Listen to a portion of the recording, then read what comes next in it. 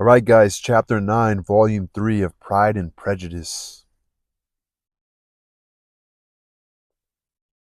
Their sister's wedding day arrived, and Jane and Elizabeth felt for her probably more than she felt for herself. The carriage was sent to meet them at blank, and they were to return in it by dinner time. Their arrival was dreaded by the elder Miss Bennets, and Jane more especially, who gave Lydia the feelings which would have attended herself had she been the culprit, was wretched in thought of what her sister must endure. They came. The family were assembled in the breakfast room to receive them. Smiles decked the face of Mrs. Bennet. As the carriage drove up to the door, her husband looked impenetrably grave, her daughters alarmed, anxious, uneasy. Lydia's voice was heard in the vestibule.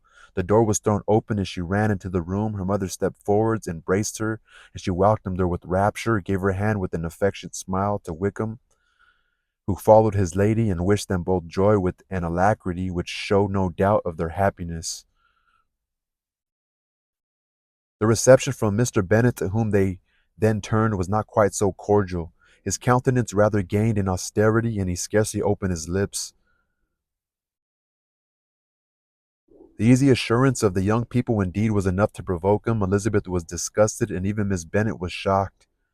Lydia was Lydia still, untamed, unabashed, wild, noisy, and fearless. She turned from sister to sister, demanding their congratulations, and when at length they all sat down, looked eagerly round the room, took notice of some little alteration in it, and observed with a laugh that it was a great while since she had been there. Wickham was not at all more distressed than herself, but his manners were always so pleasing that had his character and his marriage been exactly what they ought, his smiles and his easy address, while he claimed their relationships, would have delighted them all. Elizabeth had not before believed them quite equal to such assurance, but she sat down, resolving within herself to draw no limits in future to the impudence of an impudent man. She blushed, and Jane blushed, but the cheeks of the two who caused their confusion suffered no variation of color. There was no want of discourse. The bride and her mother could neither of them talk fast enough, and Wickham, who happened to sit near Elizabeth, began inquiring after his acquaintance in that neighborhood with a good-humored ease which she felt very unable to equal in her replies. They seemed each of them to have the happiest memories in the world. Nothing of the past was recollected with pain, and Lydia led voluntarily to subjects which her sisters would not have alluded to for the world. "Only think of it being 3 months," she cried, "since I went away. It seems but a fortnight, I declare, and yet there have been things enough happen in the time. Good gracious, when I went away, I'm sure I had no more idea of being married till I came back again, though I thought it would be very good fun if I was." Her father lifted up his eyes. Jane was distressed. Elizabeth looked expressively at Lydia, but she, who never heard nor saw anything of which she chose to be insensible, gaily continued, "Oh, mamma, do the people hereabouts know I am married today? I was afraid they might not, and we overtook William Golding in his curricle, so I was determined he should know it, and so I let down the side glass next to him, and took off my glove and let my hand just rest upon the window frame, so that he might see the ring, and then I bowed and smiled like anything." She's silly, right? Elizabeth could bear it no longer. She got up and ran out of the room and returned no more till she heard them passing through the hall to the dining parlor. Let me highlight that. Elizabeth could bear it no longer.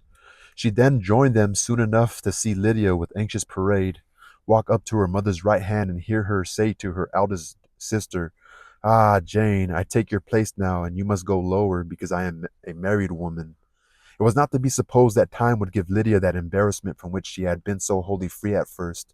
Her ease and good spirits increased. She longed to see Mrs. Phillips, the Lucases, and all their other neighbors, to hear herself called Mrs. Wickham by each of them, and in the meantime she went after dinner to show her ring and boast of being married, to Mrs. Hill and the two housemaids.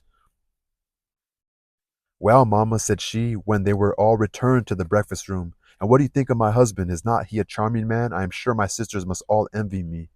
I only hope they may have half my good luck. What a pity it is, mamma, we did not all go."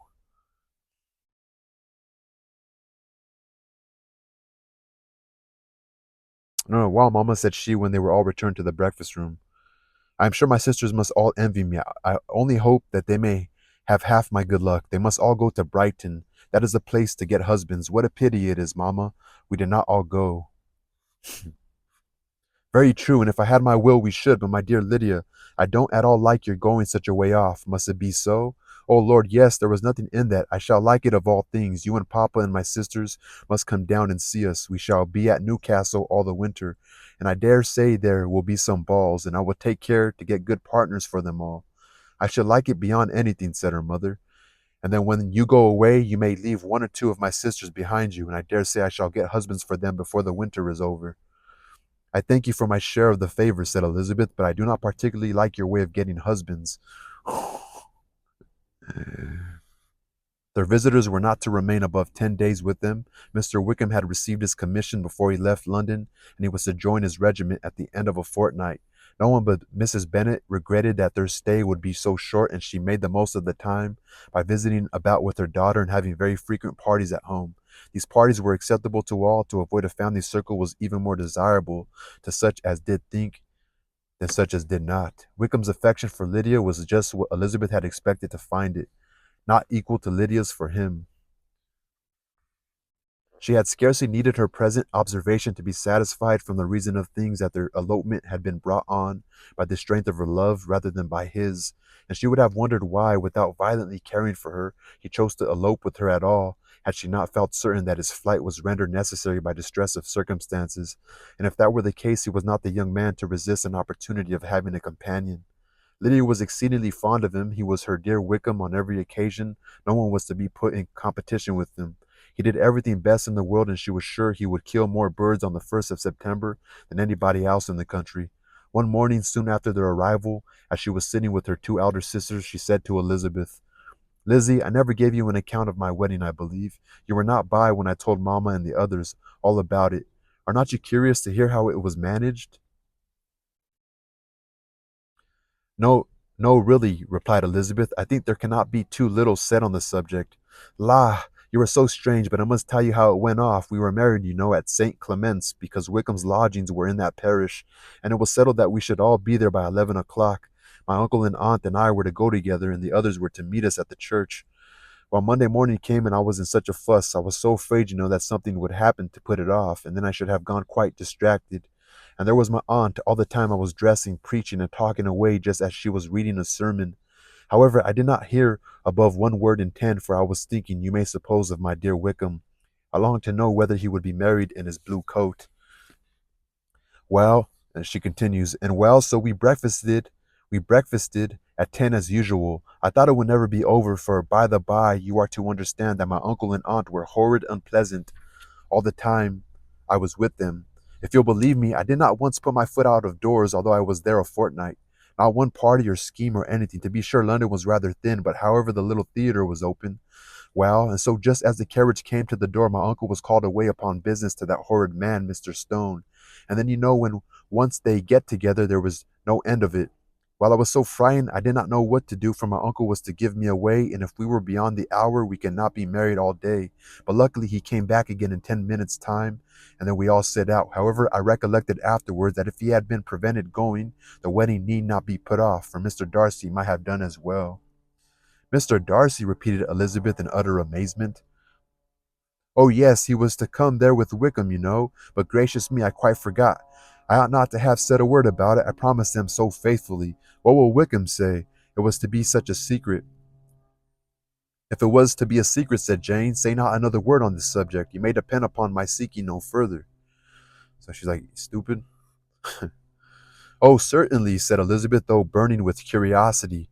We will ask you no questions. Thank you, said Lydia, for if you did, I should certainly tell you all, and then Wickham would be angry. On such encouragement to ask, Elizabeth was forced to put it out of her power by running away. But to live in ignorance on such a point was impossible, or at least it was impossible not to try for information. Mr. Darcy had been at her Mr. Darcy had been at her sister's wedding. It was exactly a scene, and exactly among people where he had apparently least to do and least temptation to go. Conjectures as to the meaning of it, rapid and wild, hurried into her brain. But she was satisfied with none. Those that best pleased her as placing his conduct in the noblest light seemed most improbable. She could not bear such suspense, and hastily seizing a sheet of paper, wrote a short letter to her aunt to request an explanation of what Lydia had dropped, if it were compatible with the secrecy which had been intended. You may readily comprehend, she added, what my curiosity must be to know how a person unconnected with any of us, and comparatively speaking a stranger to our family, should have been amongst you at such a time. Pray write instantly and let me understand it, unless it is for every cogent reasons, or for very cogent reasons, to remain in the secrecy which Lydia seems to think necessary, and that I must endeavor to be satisfied with ignorance. Not that I shall, though, she added to herself as she finished the letter. And my dear aunt, if you do not tell me in an honorable manner, I shall certainly be reduced to tricks and stratagems to find it out. Oh, it's funny. Jane's delicate sense of honor would not allow her to speak to Elizabeth privately of what Lydia had let fall. Elizabeth was glad of it till it appeared whether her inquiries would receive any satisfaction. She had rather be without a confidant. Well, it's funny because like she says right here, must know how a person unconnected with any of us, and comparatively speaking, a stranger to our family, should have been amongst you at such a time. I mean, that's a guy he grew up with. That's like a like one of his childhood friends, like a cousin, like a family member that no, even though he doesn't like him, they don't get along. I mean, how could you not see he was there? I think it's just like a silly thing, but Jane Austen, this might be one of the reasons why the book is made for like teenagers and stuff. Not necessarily, but you could say mostly for young people because it's the silliness of the writing, right? I can guess he's there to make sure it goes down, or he wants to see the particulars of like, or maybe since he has love for Elizabeth and that's the sister, and he saw how worried she was at that moment when they were like at his garden with the aunt and uncle, and how she just left real soon. So he's there to make sure like the marriage gets done, and maybe talking to Wickham like, "What are you doing, you fool?" Kind of like that thing, like, "What are you doing, you fool?" Are you or like, "I know what you're doing," kind of thing, sort of like Oscar Wilde's the important of being earnest. Um, how that dude was bun burying. He's like, "What are you doing, bun burying over here, dude?" And like, sort of that kind of thing. We're just making sure, like, he knows that guy's behavior is not necessarily respectable. He could be weaseling his way or doing some snaky behavior, and so we just kind of, I think that's the reason why he went over there. I can't.